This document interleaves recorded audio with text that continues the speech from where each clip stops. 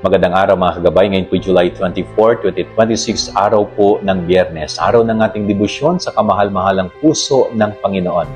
Ipinapaalala po ng gospel na ito na tayo, ang ating sarili, ang ating buhay ay maging matabang lupa nawa na handang tanggapin ang binhi ng salita ng Diyos. Upang sa ganon, kung tayo ay matabang lupa, ang binhi ng salita ng Diyos ay lalago, lalaki, at mamumunga ng kapaki-pakinabang.